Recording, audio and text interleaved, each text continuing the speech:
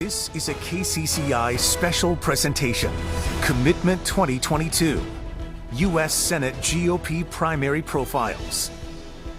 Commitment 2022. The clock is ticking. Just 1 month from now, Iowans will vote to decide who will be on the ballot in November for one of the state's U.S. Senate seats.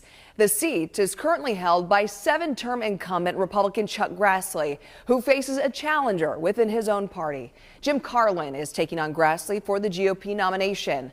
And over the next half hour, KCCI will profile these two Republican candidates. And this is ahead of our live U.S. Senate Democratic primary debate. That starts tonight at 7. The GOP candidates declined our invitation to participate in a debate. On the Democratic side of the ballot, Abby Finkenauer, Michael Franken, and Glenn Hurst face off for their party's nomination and the chance to take on the winning Republican. And as Senator Grassley runs for an 8th term, the latest Des Moines Register Mediacom Iowa poll shows more Iowans approve of his job performance. 813 Iowa adults participated in the poll between February 28th and March 2nd. It shows 45% of Iowans approve of the way the senator is doing his job, 43% disapprove, and 12% aren't sure. Senator Grassley's disapproval numbers are up from 41% in the last poll conducted in November. And Senator Grassley is the longest serving U.S. Senator in Iowa history. He was first elected to the Iowa State Legislature in 1958 and served until Iowans sent him to the U.S. House of Representatives in 1974. In 1980, Grassley was elected to the U.S. Senate, where he continues to serve. Jim Carlin of Sioux City has served in the Iowa House of Representatives and the state Senate since 2017. He's an Army veteran and a member of the American Legion. And Republican State Senator Carlin has also worked as an attorney. He set up a solo law practice in Sioux City in 1992. Carlin says his faith led him to visit nursing homes for 18 years. And according to his bio, he helped start a nonprofit that benefits Kenyan orphans. And he started a book club at the Fort Dodge prison. Carlin says he loves being an Iowan and hopes his next stop will be to represent them in Washington, D.C. Originally, I came out here from New Jersey. I'm an Iowan by choice. I came out here like 31 years ago. And when I came out here and I got to see the whole culture of it, the people are just so plain-spoken, good people, decent people.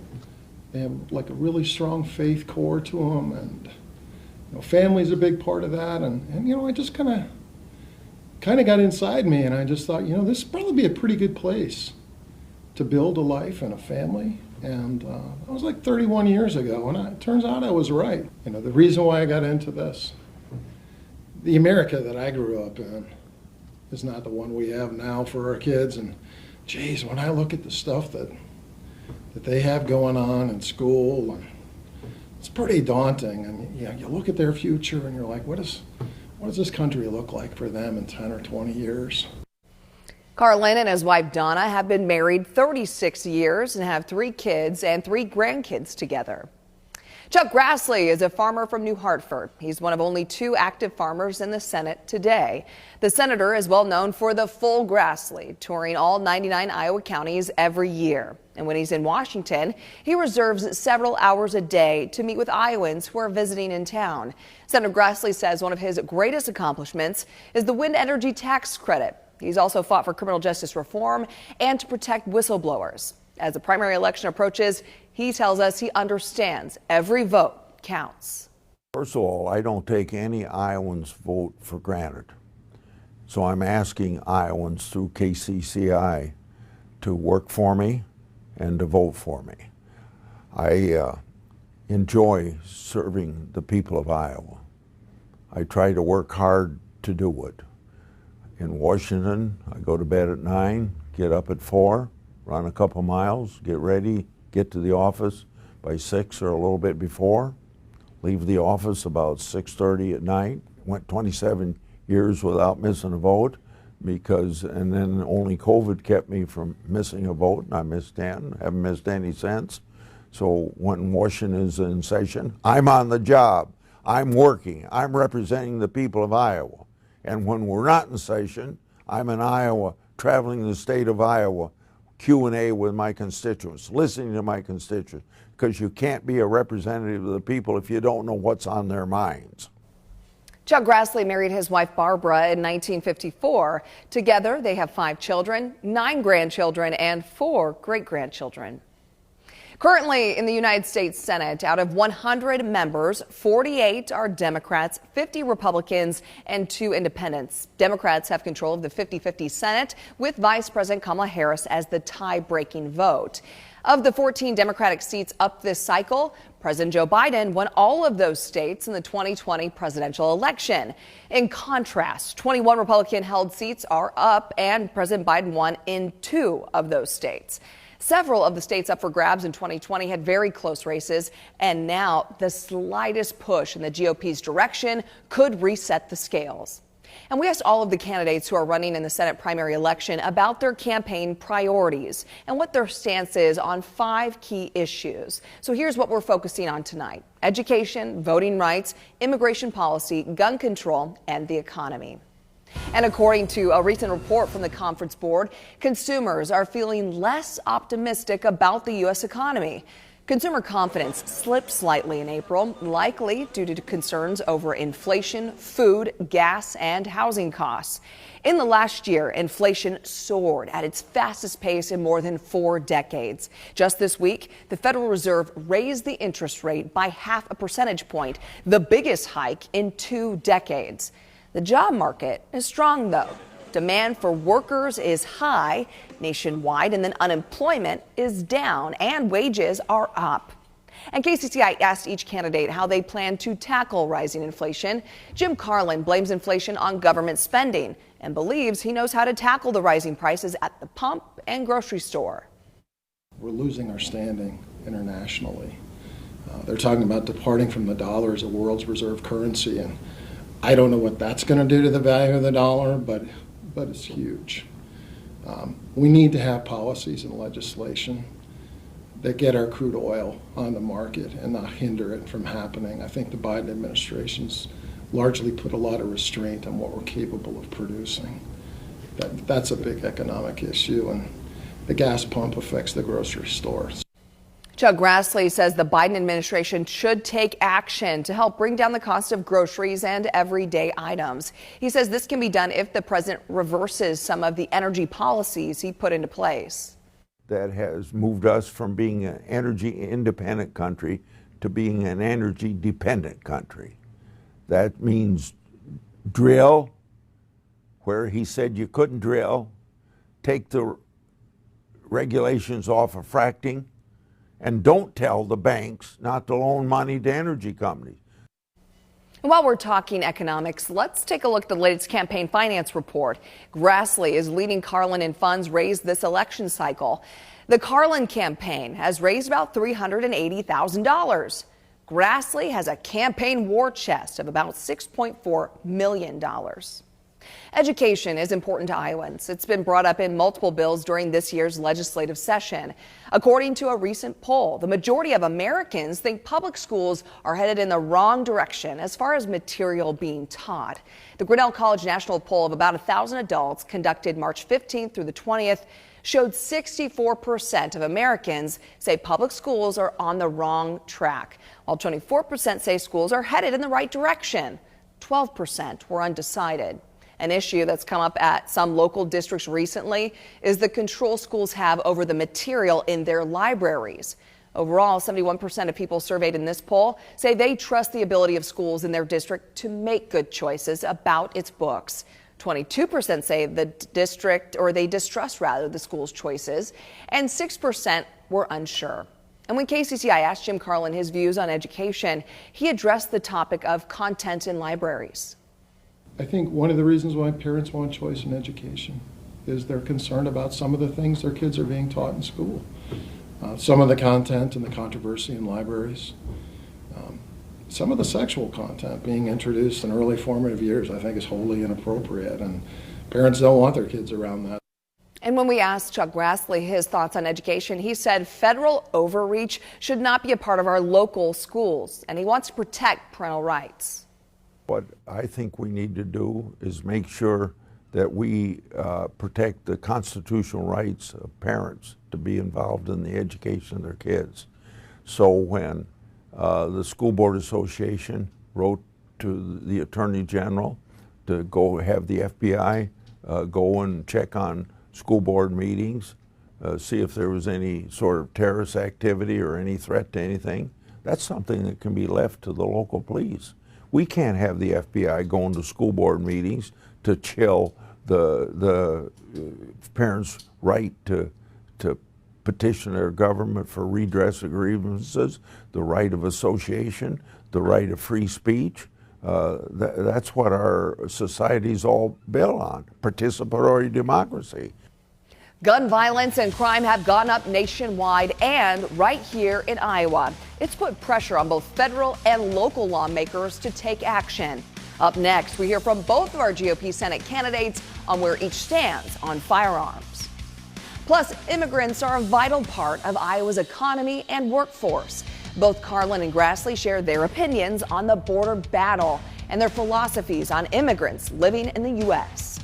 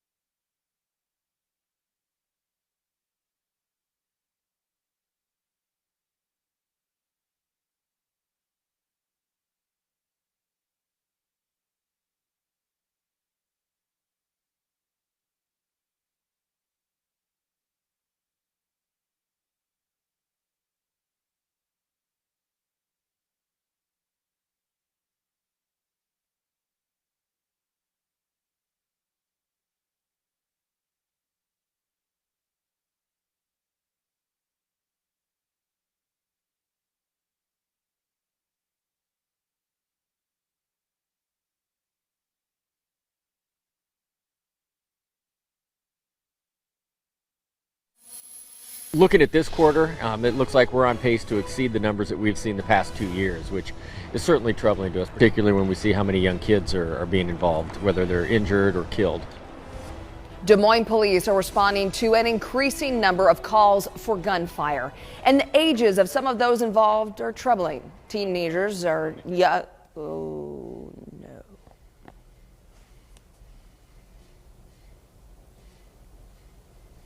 Can't start over. Can we start this clock again?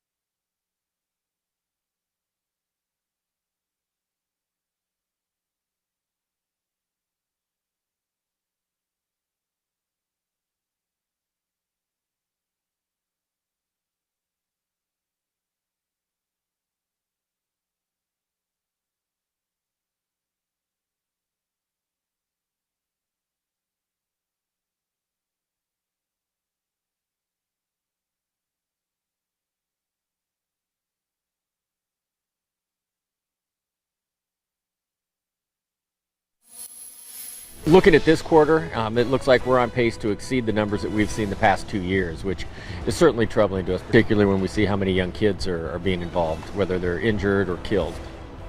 Des Moines police are responding to an increasing number of calls for gunfire, and the ages of some of those involved is troubling. 10 teenagers as young as 14 face murder and attempted murder charges in a shooting outside of East High School on March 7th. 3 teenagers were shot in the incident, one of them fatally. Now, according to the Pew Research Center, a little more than half of Americans say gun laws should be stricter than they currently are. The study conducted in April of 2021 shows 53% say the laws should be more strict, 32% say the laws are about right, and 14% say they should be less strict. And when asked what would happen if it was harder for people to legally obtain guns in the U.S., 49% said there would be fewer mass shootings. 42% say there would be no difference, and 9% said there would be more mass shootings. Now, despite hundreds of mass shootings so far nationwide this year, gun policy remains a deeply divisive issue between Republicans and Democrats. And KCCI asked each candidate for their philosophy on firearms. Chuck Grassley emphasized that he is a full supporter of the Second Amendment, and he says he learned from the mass school shooting at Marjory Stoneman Douglas High School in Florida in 2018. 7 students were killed and 17 more were hurt. I've learned from the Parkland killing. That person was identified as having possible mental problems, never gotten any help. If he had gotten help, and he had mental problems, so he couldn't use a gun safely, his name would be in the FBI data file that they check before you buy a gun, but he never got that help. And so what I have what's called the EAGLE Act. It would build on something that the Secret Service has done for decades to help other people identify people that could be harm to themselves or harm to others. We want to expand that program into our schools. And when we asked Jim Carlin to expand on his belief in protecting and preserving the Second Amendment, he said he doesn't believe in red flag laws. There's no due process component to that. Gun rights could be taken away with an accusation. That's not a direction we want to go in. I believe in the Second Amendment for the same reason our founders did. You have a fundamental right to protect yourself, to assert your boundaries. And I think, just it's a thing where it's the one bit of power that you have to define your boundaries and to protect them, to protect your family. And, not that I see government tyranny as going that direction, but people want to be able to defend themselves, and they have legitimate concerns about that. And according to a 2018 study by the American Immigration Council, 6% of people living in Iowa are immigrants, and 5% are native-born Americans who have at least one immigrant parent. Immigrants are vital members of the Iowa labor force across several industries. That same study says more than 126,000 immigrant workers comprised of 7% of the labor force in Iowa. Manufacturing is the top industry with nearly 34,000 immigrant workers. Immigrant workers account for 12% of all industry workers in that profession. And more than 17,000 workers were in healthcare and social assistance, and nearly 15,000 in accommodation and food services, making up 11% of the workers in those professions. The study also showed immigrant-led households in the state paid more than $859 million in federal taxes and nearly $522 million in state and local taxes. And KCCI recently went to Greene County to learn more about its Nueva Vida program. The Diversity Project seeks to grow Greene County's workforce and population by recruiting and welcoming immigrants and their families to become permanent residents. Greene County leaders say 100 years ago, there were nearly 20,000 people living there. And now there's just about 8,900. Nueva Vida is specifically recruiting Latino workers who are a part of the fastest growing population in Iowa and the country. A Greene County official says it's a natural fit. A Latino population has so many of the same values that rural Iowa has. It's family driven. It's work-driven. It's an appreciation for both of those.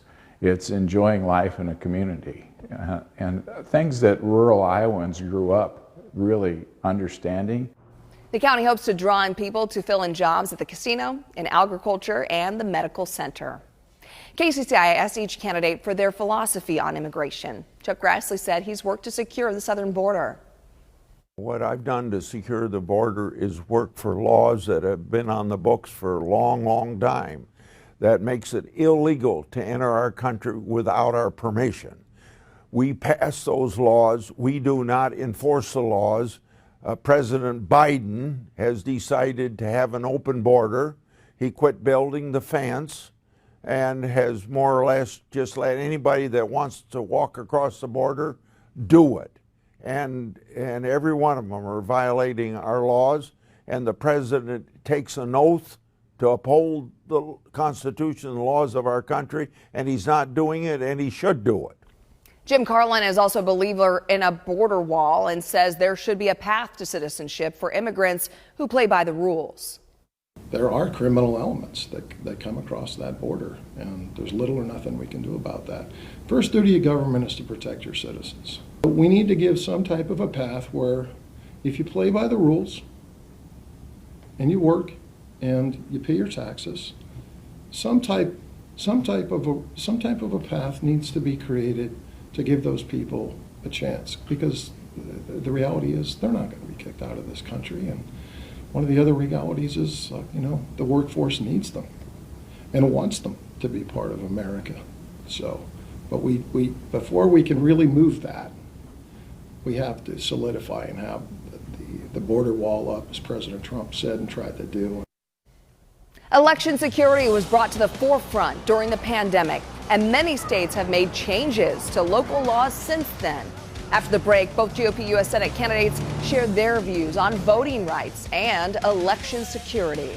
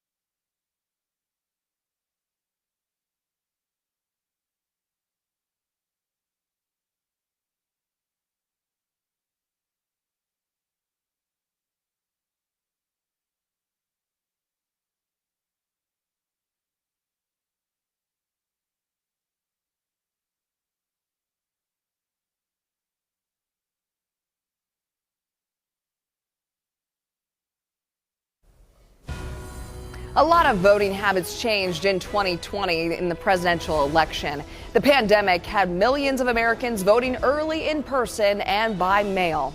According to the Census Bureau, only 21% of people actually voted on Election Day. It's become a hot button issue with lawmakers, both at the state and federal level since then.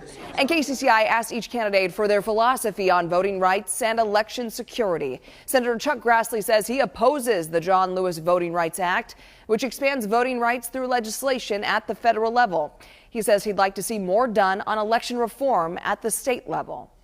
And it needs to be done in the 50 states. The bill that you asked me about is a bill that would do away with the election laws of each of the 50 states who have run our elections for the 240-year history of our country, and it would have the federal law take over.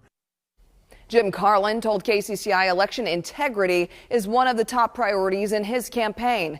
He says computers make our election process more vulnerable, and the solution is to use watermarked paper ballots. That way, ballots can be counted by hand if anything were to go wrong.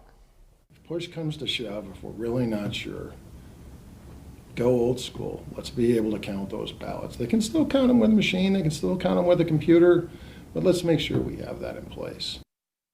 Iowans who plan on voting early or heading to the polls on June 7th have some new laws to follow. Up next, what you need to know before you cast your vote.